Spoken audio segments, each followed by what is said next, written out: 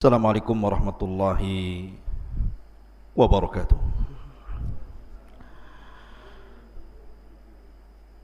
Alhamdulillah wassalatu wassalamu ala rasulillah wa ala alihi wa sahbihi wa mawalah wa la hawla wa la quwata illa billahi wa ba'du. Ma'asyiral muslimin yang dimuliakan Allah subhanahu wa ta'ala, santri ikhwan yang semoga dimuliakan Allah subhanahu wa ta'ala. Alhamdulillah, malam ini kita bisa kembali duduk untuk bertalabul ilmi. Kemudian salawat teriring salam tak lupa kita haturkan kepada Rasul kita Muhammad sallallahu alaihi wasallam. Pembahasan malam ini adalah bicara tentang alam jin.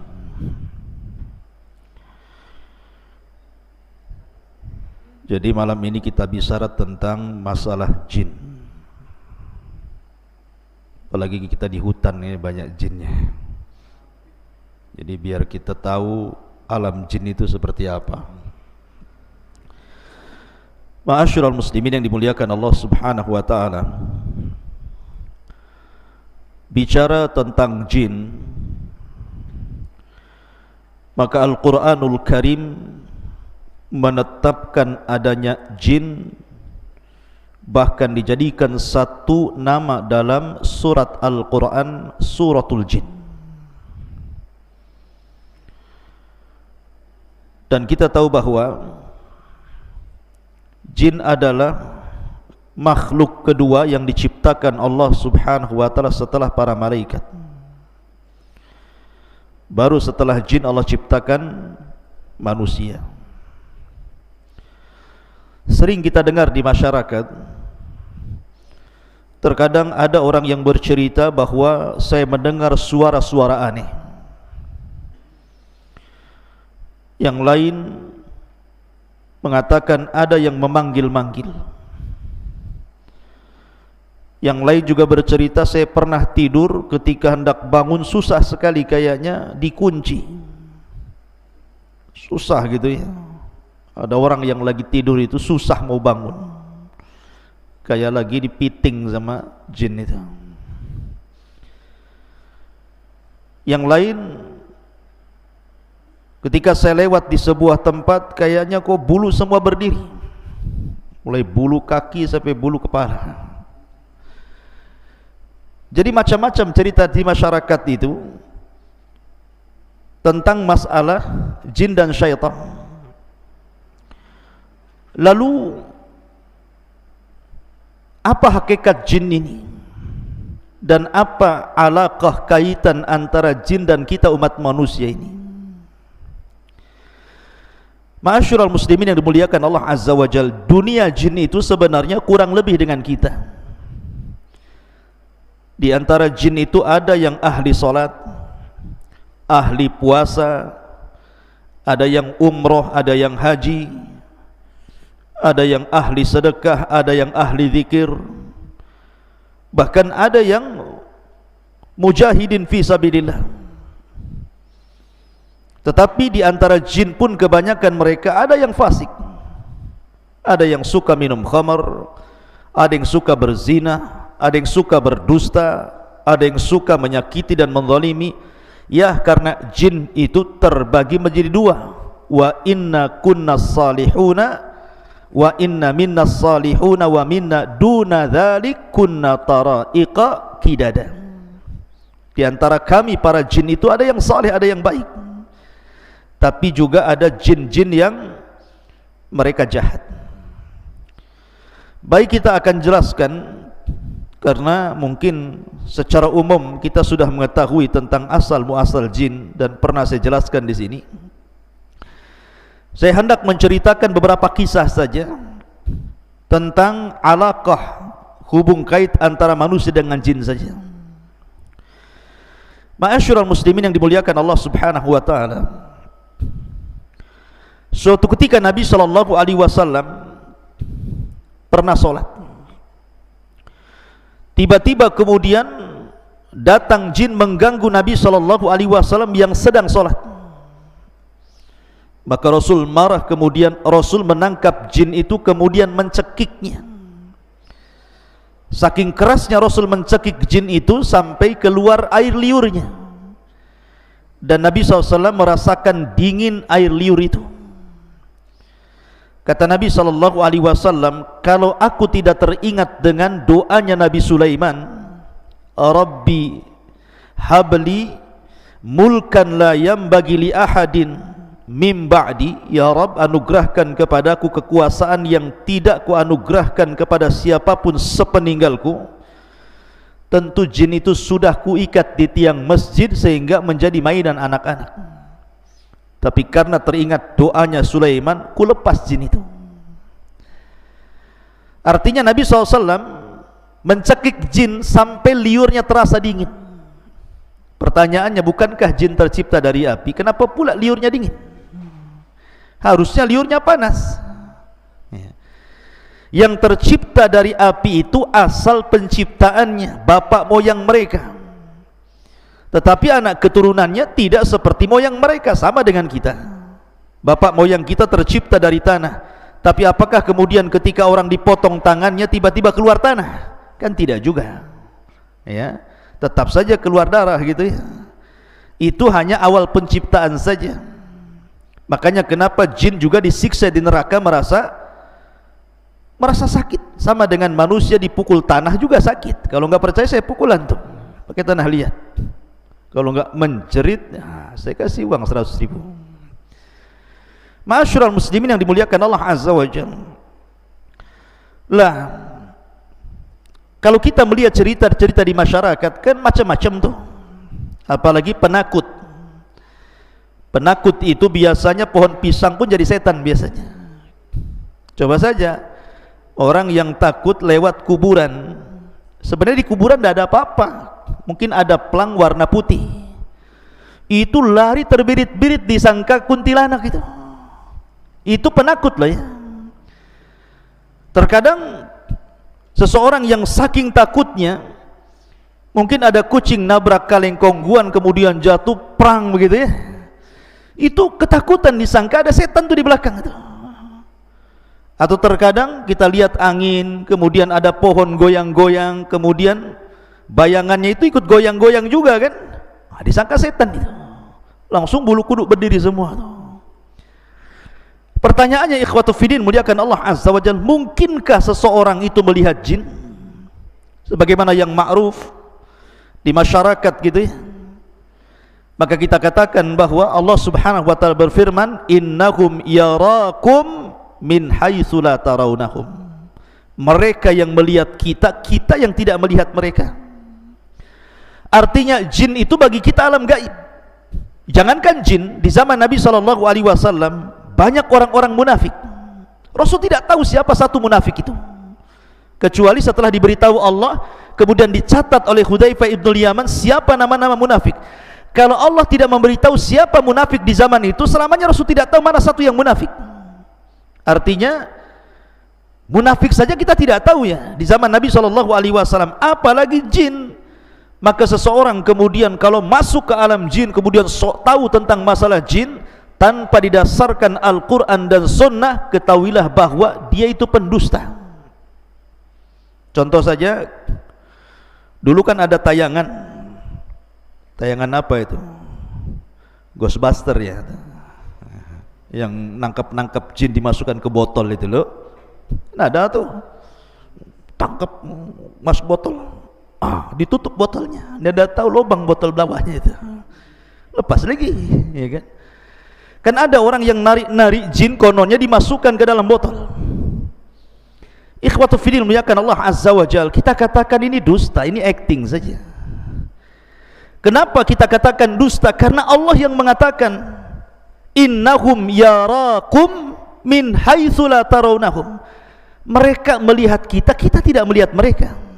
Macam mana kemudian menangkap jin dimasukkan ke dalam botol, sementara nas Al-Quran mengatakan kita tidak mampu melihat mereka, sementara mereka melihat kita? Kalau gitu tidak adil Ustaz. Enak kali jin melihat kita, kita tak bisa lihat jin. Allah Maha Adil. Ketika di dunia kita tidak bisa melihat jin dan jin bisa melihat kita, kelak di sorga Allah balik alamnya, di mana kita bisa melihat jin dan jin tidak bisa melihat kita. Itulah kebalikannya dan keadilan Allah Subhanahu wa ta'ala. Akan tetapi ketika jin-jin itu tasyakkul, beralih rupa, maka kita mungkin melihatnya. Bisa saja seseorang kemudian melihat ada burung hantu, disangka hantu karena ada hantunya, burung hantu. Kemudian kucing garong warna hitam, disangka setan, ya kan? Padahal garong dia, ya. Jadi mungkinkah kemudian jin-jin itu tasyakkul dan seseorang bisa melihatnya? Maka kita katakan kalau itu yang terjadi bukan dalam bentuk asli, mungkin. Saya akan bercerita beberapa kisah ya di zaman para sahabat. Pertama, kisah Abu Hurairah radhiyallahu anhu. Suatu ketika Abu Hurairah radhiyallahu anhu itu ditugaskan Rasul untuk menjaga Baitul Mal, menjaga pembendaharaan Baitul Mal. Rupanya di malam itu ada pencuri masuk ke Baitul Mal mencuri gandum. Satu karung, kemudian lari, dibopong. Abu Hurairah melihat pencuri ini, langsung mengejar, kemudian menangkap.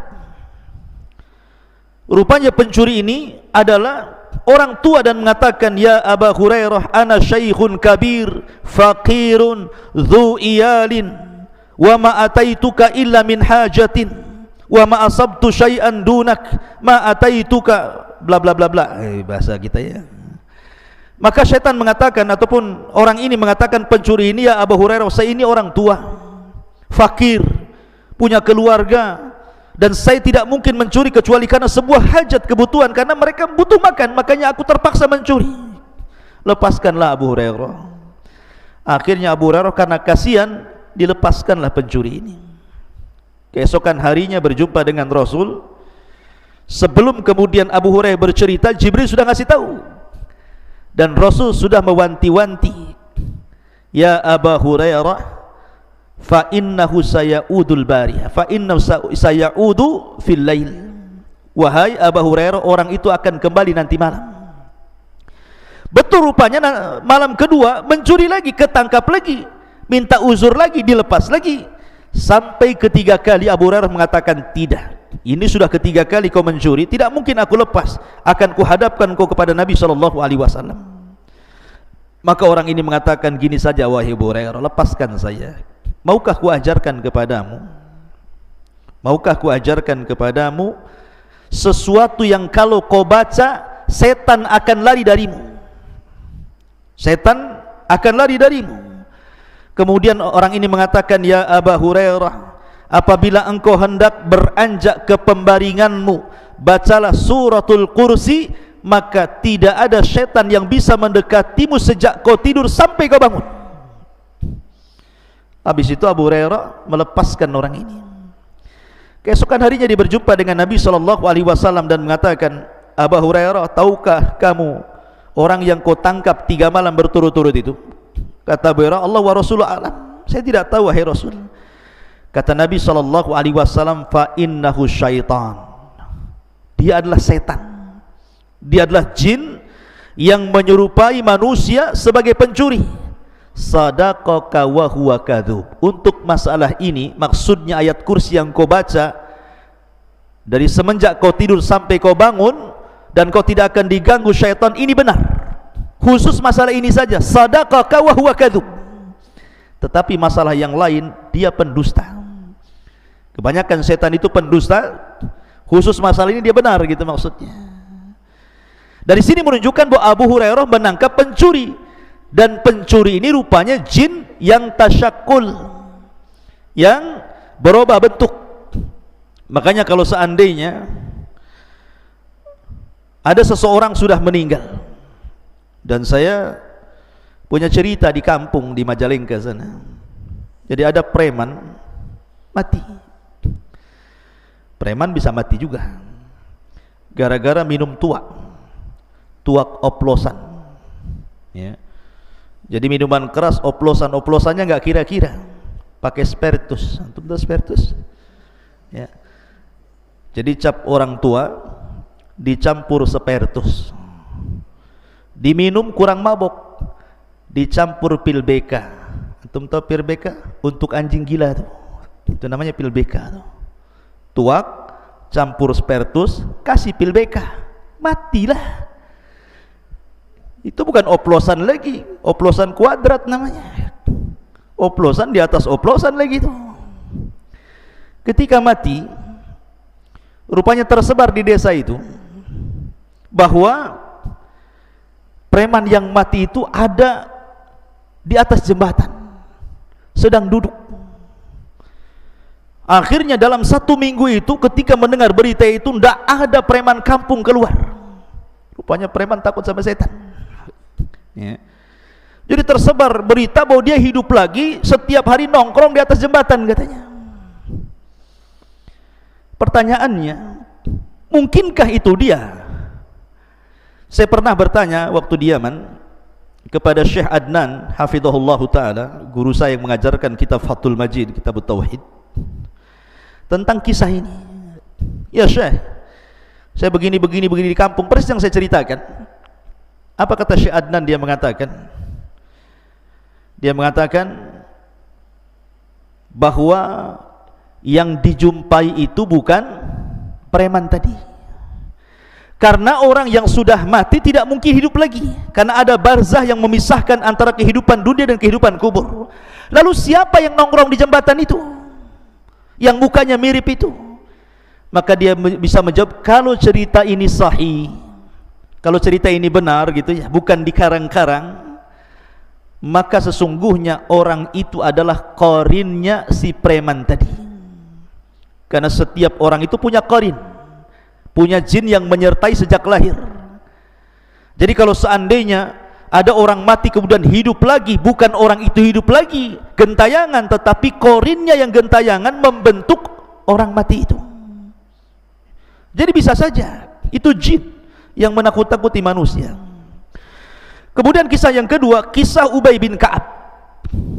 Jadi suatu ketika Ubay bin Ka'ab ini dengan para sahabat Nabi hendak menuju dari Mekah ke Madinah, melewati padang pasir. Kemudian sampai di padang pasir lupa jalan, karena zaman itu kan tidak ada Google Map ya, di zaman itu tidak ada kompas gitu ya, hanya mengandalkan insting saja dan orang yang biasa jalan dilalui. Rupanya Ubay bin Ka'ab dan sebagian para sahabat itu nyasar, tidak tahu kemana arah ke Mekah. Pokoknya bingung. Yang namanya padang pasir itu kan kayak lautan tuh. Nanti antum kalau pernah belajar di Arab, antum melihat padang pasir itu persis kayak lautan tidak bertepi itu. Jadi bingung Ubay bin Ka'ab ini harus kemana, sementara perbekalan minum mereka sudah menipis. Sampai betul-betul akhirnya minuman itu habis. Akhirnya mereka berusaha mencari air. Jadi ke arah selatan tidak nemu air, ke arah barat tidak nemu air. Pokoknya semua arah dia berusaha jelajahi, tetapi tidak ada air juga. Sampai akhirnya datang laki-laki yang sangat besar, badannya besar sekali kayak raksasa gitu ya. Kemudian menemui Ubay bin Ka'ab radhiyallahu an. Kemudian Ubay pun ketakutan dan mengatakan, "Man anta, siapa kamu?" Karena besar masalahnya badannya gitu ya. Maka orang besar ini mengatakan, "Ana min baqiyatin nafar minal jinnil ladzi istama'u ila Rasulillah sallallahu alaihi wasallam." Kata orang besar ini, saya adalah satu di antara sekelompok orang yang pernah datang menemui Rasul mendengarkan bacaan Nabi sallallahu alaihi wasallam yang disebutkan dalam surah Jin ya, "Qul uhiya ilayya annahu istama'a nafarun minal jin." Ada sebagian sekelompok jin, ada yang mengatakan 7 jin datang menghadap Rasul mendengarkan Rasul baca Quran. Lah kata orang ini, saya adalah jin, satu di antara kelompok orang yang datang menemui Rasul yang kemudian mendengarkan ayat Al-Quran dan aku pun masuk Islam. Kemudian dia mengatakan, aku pernah mendengar Rasul bersabda, al-muslim akhul muslim. Muslim itu saudaranya muslim yang lain. Baik kutunjukkan kamu ke arah di mana ada mata air di sana. Akhirnya kemudian jin ini mengarahkan arah ke arah sini, khudut tariq, ambillah jalan ini wahai Ubay, engkau akan mendapatkan air. Akhirnya Ubay bin Ka'ab pun membawa para sahabatnya kemudian mengarah ke yang ditunjukkan jin tadi itu ya, dan dalam berbentuk orang besar tadi, rupanya betul dia mendapatkan air di situ dan selamat dari kematian di padang pasir. Lihat, terkadang jin itu tasyakul, berbentuk manusia atau berbentuk yang lainnya. Ini kisah yang kedua. Kisah yang ketiga, di zaman Umar bin Khattab radhiyallahu anhu. Jadi ketika para sahabat Nabi SAW berada di Yamamah, ketika dalam kondisi perang, tiba-tiba salah seorang sahabat berjumpa dengan orang yang penampilannya aneh. Orang yang penampilannya aneh mengatakan kepada sahabat ini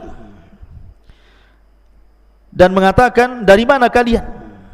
Dia mengatakan, kami pasukan perang yang diutus oleh Amirul Mukminin Umar bin Khattab radhiyallahu anhu.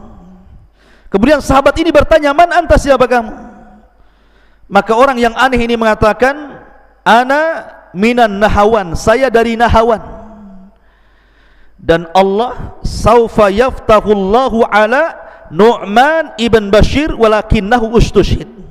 Tiba-tiba dia mengatakan, sebentar lagi kan kalian akan menyerbu Nahawan, kupastikan kalian akan menang, tetapi yang memimpin perang kalianlah Nu'man bin Thabit, Nu'man bin Bashir afwan. Tetapi dalam peperangan itu Nu'man akan mati syahid. Kagetlah orang ini. Oh, belum perang kok dia bisa meramalkan seperti itu. Masalahnya, kalian kan akan berangkat ke Nahawan, menyerang Nahawan, tetapi Allah akan menangkan kalian di tangan Nu'man ibn Bashir, tetapi Nu'man akan mati syahid di situ. Akhirnya orang ini, sahabat ini langsung lari menuju Umar bin Khattab radhiyallahu anhu dan mengatakan, ya Amirul Mukminin, tadi saya berjumpa dengan orang yang aneh. Tiba-tiba dia mengatakan bahwa kita akan memenangkan Nahawan, tetapi Nu'man bin Bashir akan mati syahid di situ. Kata Umar bin Khattab radhiyallahu anhu mengatakan, ya, tahukah kamu siapa dia? Maka sahabat ini mengatakan, tidak tahu hai Amirul Mukminin. Kata Umar bin Khattab radhiyallahu anhu, dia mengatakan, dialah Usaim baridul jin. Dialah Usaim, satu di antara jin-jin yang saleh. Dia pun datang kepada Umar memberitahu, ya. Artinya bahwa jin juga terkadang tasyakul kan, berbuah bentuk gitu menjadi manusia, sama dengan malaikat juga sama. Tetapi ikhwatu fillah muliakan Allah Subhanahu wa taala, yang lebih aneh lagi kisahnya, di zaman ulama salaf ada namanya Imran At-Tammar. Imran At-Tammar ini seorang ahadus salihin, orang soleh. Imran ini At-Tammar ini seorang soleh. Jadi dia punya majlis taklim bersama syekhnya namanya Al-Hasan Al-Ja'di. Jadi ada seorang alim ulama besar namanya Al-Hasan Al-Ja'di. Jadi Imran ini suatu ketika dia ingin menghadiri majlisnya Al-Hasan Al-Ja'di, majlis di waktu fajar. Jadi Hasan Al-Ja'di ini biasa membuka majlis taklim setelah subuh. Datang dari mana-mana. Dan dia takut ketinggalan sehingga dia tidak mendapatkan tempat duduk di depan. Maka dia datang pas bertepatan malam itu, malam Jumat, dia datang pagi-pagi buta. Jadi jam 3 malam itu sudah datang dia ke masjidnya Al-Hasan Al-Ja'di ini. Ketika sampai di masjid, masjid tertutup semua. Semua tertutup masjid, tidak ada yang terbuka, terkunci semua masjidnya. Anehnya, di dalam masjid itu terdengar suara Syekh Al-Hasan Al-Ja'di sedang qiyamul lail, sedang tahajud, dan dikeraskan bacaannya.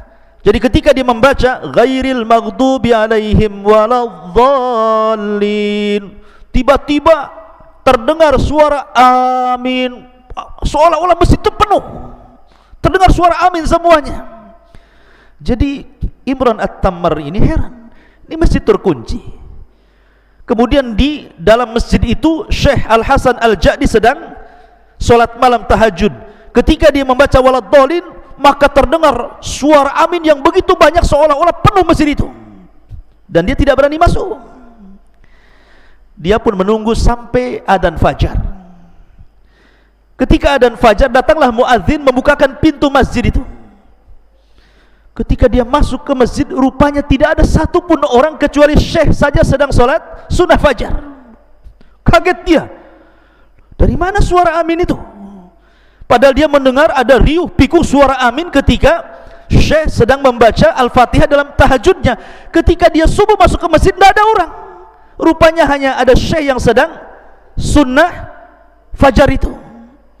Kemudian terpikir oleh dia ini, Imran At-Tamari ini, setelah kemudian sholat subuh, kemudian mengikuti majlisnya Al-Hasan Al-Ja'di, selesai pengajian dia pun berusaha untuk menanyakan kepada syekh, menceritakan pengalamannya semalam. Ya syekh, semalam saya lihat masjid tertutup, engkau sholat tahajud, kau baca Fatihah, ketika engkau membaca waladhdallin semua mengaminkan dirimu, tapi ketika subuh aku lihat tidak ada satupun orang yang sholat di belakangmu. Lihat jawaban syekh ini. Dia mengatakan, ya, karena di belakangku adalah jin min nasibin yakhtimul qur'ana kulla lailatil jum'ah. Jadi setiap malam Jumat jin-jin nasibin ini datang, kemudian menghatamkan Quran di belakangku dalam tahajudku. Setiap malam Jumat mereka datang, solat di belakangku dan mengaminkan solatku. Kira-kira nih kalau antum solat malam, Allahu Akbar, ghairil maghdubi alaihim waladdallin, amin. Dilanjutkan nggak tuh sholatnya? Langsung antum hidupkan semua lampu, bangunkan kawannya gitu, ya kan? Lihat, syekh ya. Artinya bahwa jin-jin juga ada alaqah dengan kita, ada hubung kait dengan kita, maksudnya dengan manusia. Ma'asyiral muslimin yang dimuliakan Allah Subhanahu wa taala. Tetapi ada juga jin-jin itu yang jahat, ikhwan. Tidak semua jin itu baik. Wa inna kunna salihuna wa inna minna salihuna wa minna duna dzalik. Kunna tara'iqa qidada. Jadi kami ini bertingkat-tingkat. Jadi memang jin itu kebanyakan mereka fasik dan kufur, berusaha untuk menyakiti kita anak Adam dan berusaha untuk menyeret kita untuk mengikuti mereka. Tetapi gangguan apapun dari jin itu tidak mungkin sampai kepada kita kecuali memang takdir yang Allah telah catat. Makanya Allah mengatakan, la in istama'u ala an yadhurruka bi syai'in lam yadhurruka illa bi syai'in qad kataballahu lak. Kalaulah satu dunia jin itu berkumpul hendak memberikan madarat kepadamu, tidak mungkin madarat itu sampai kecuali memang sudah ditetapkan dalam takdir Allah. Jadi tidak perlu takut antum. Kalau ada dukun datang kepada antum, saya sihir kamu, sihir sajalah. Sambil nyantai ya, saya sihir kamu, silahkan sihir saja ya. Tapi tidak perlu sombong, sihir saja ya. Emang siapa kamu ya. Kuruqyah kamu. Jadi tidak perlu kita sombong. Yang penting kita yakin bahwa kalau mereka mengancam sihir, sihir itu tidak mungkin terjadi kecuali karena izin Allah Subhanahu wa taala. Dan jin itu ada titik kelemahannya. Saya contohkan sebuah kisah. Di zaman Nabi SAW, jadi Imam Hakim meriwayatkan dari Ya'la bin Marrah, dari bapaknya, dia mengatakan, aku safar bersama Nabi. Tiba-tiba aku melihat sesuatu yang sangat ajaib, yang sangat takjub, menakjubkan gitu ya. Karena ketika di perjalanan, rupanya ada seorang wanita bersama anaknya. Anaknya ini sakit-sakitan selama 7 tahun, selalu pingsan, kemudian siuman, pingsan lagi. Pokoknya selama 7 tahun itu 2 hari sekali pingsan dan sakit parah, nggak bisa ngomong. Sehingga kemudian ketika berjumpa dengan Nabi SAW, Rasul bertanya dan mengatakan, kenapa anakmu itu? Maka ibu ini mengatakan, boleh jadi dia terkena syaitan wahai Rasul, tolonglah obati anakku. Maka Nabi SAW akhirnya mendekat anak itu, kemudian membuka mulutnya. Kemudian Nabi SAW hanya mengatakan, ukhruj ya aduwallah, keluar wahai musuh Allah. Cuma ngomong gitu saja, ukhruj ya aduwallah ya, keluar wahai musuh Allah. Habis itu anak itu kemudian tertidur, dan setelah bangun tiba-tiba sembuh penyakitnya. Tidak tersisa sama sekali dari selama penyakit 7 tahun lamanya itu. Hanya Nabi mengatakan ukhruj ya aduwallah. Makanya kenapa dalam dunia ruqyah, ikhwan, kalau antum nanti jadi peruqyah, Nabi SAW itu tidak pernah memperbanyak dialog dengan orang yang diruqyah. Rasul hanya mengatakan ukhruj ya aduwallah, keluar wahai musuh Allah. Tidak perlu antum memperbanyak dialog. Kamu siapa? Dari mana asalmu? Dan nikah belum? Berapa anakmu? Kau kesini sama siapa? Nah, kau gabung sama geng mana? Tidak perlu ya. Jadi tidak perlu diperbanyak dialog, karena jin itu pendusta. Karena mereka pendusta, maka kalau antum meruqyah cukup bacakan Quran. Kalau dia menjerit-jerit, cukup antum katakan ukhruj ya aduwallah, keluar wahai musuh Allah ya. Kalau tidak, ya ajak mereka beriman saja. Tidak perlu tanya yang aneh-aneh ya.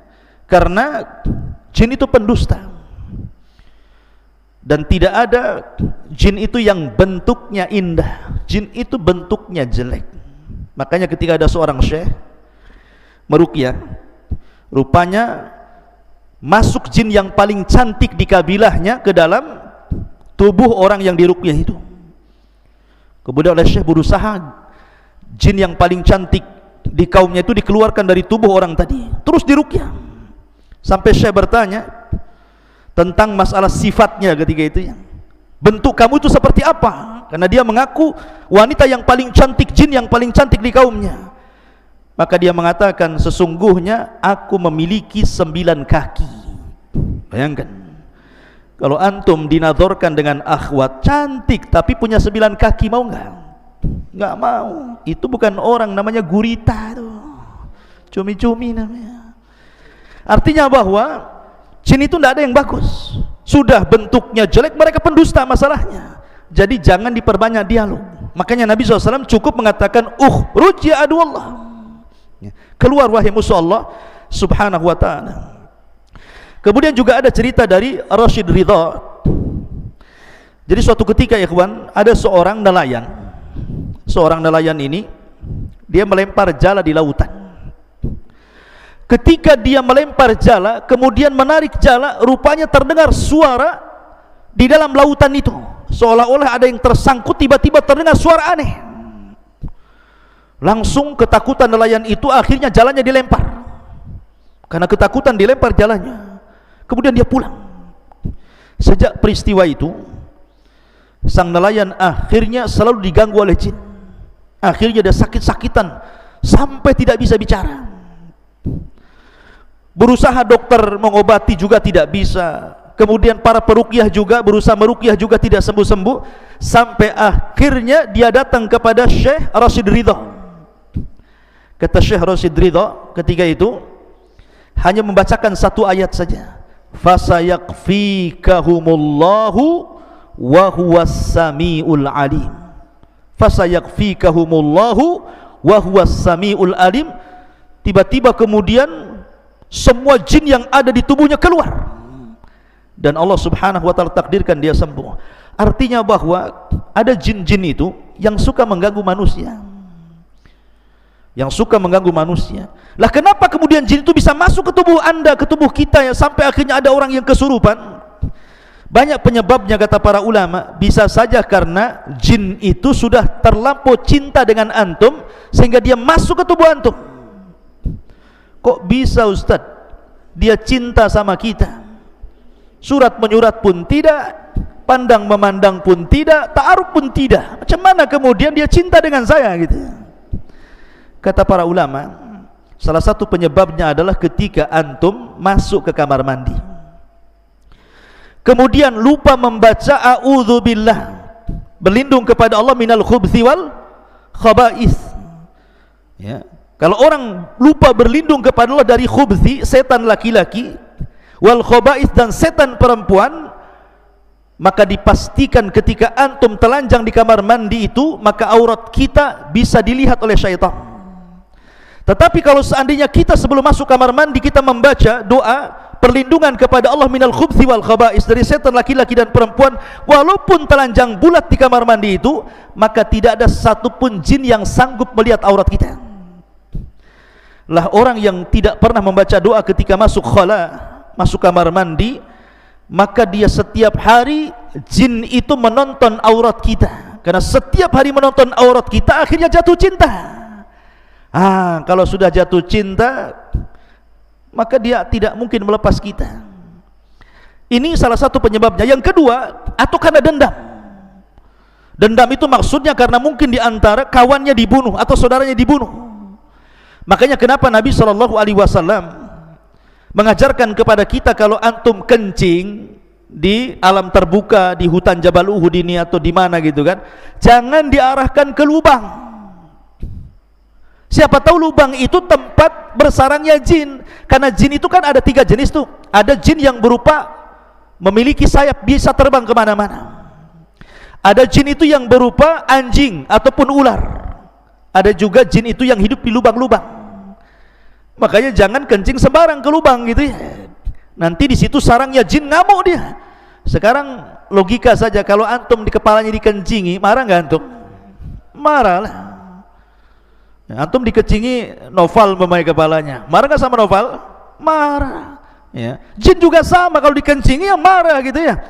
Makanya jangan kencing sembarang kalau di ruang terbuka itu. Karena bisa saja akhirnya karena marah balas dendam, masuk pula ke jalan darah kita, kesurupanlah kita. Atau mungkin dia itu masuk ke tubuh orang itu karena iseng saja. Ya, iseng-iseng saja masuk ya. Karena dia suka ngelamun, karena dia suka mikir gitu ya. Dan tidak pernah berzikir, tidak pernah baca Quran, masuk dia ke tubuh kita. Makanya ikhwatu fillah muliakan Allah Subhanahu wa taala, maka jin-jin itu memungkinkan berbuat apa saja. Dan yang lebih bahaya kalau seandainya jin itu suruhan tukang sihir. Dia bisa membuat kita sakit, dia bisa membuat kita mati, dia bisa membuat kita bercerai dengan suami istri, dia bisa membuat kita macam-macam jadi jahat gitu ya. Maka itu lebih bahaya lagi. Oleh karena itulah maka banyak-banyaklah berlindung kepada Allah Subhanahu wa taala. Wallahu a'lam bishawab. Ini diantara beberapa kisah tentang alam jin. Mudah-mudahan ada manfaatnya. Subhanakallahumma wa bihamdika, asyhadu an la ilaha illa anta, astaghfiruka wa atubu ilaik. Allah taala. Assalamualaikum warahmatullahi wabarakatuh.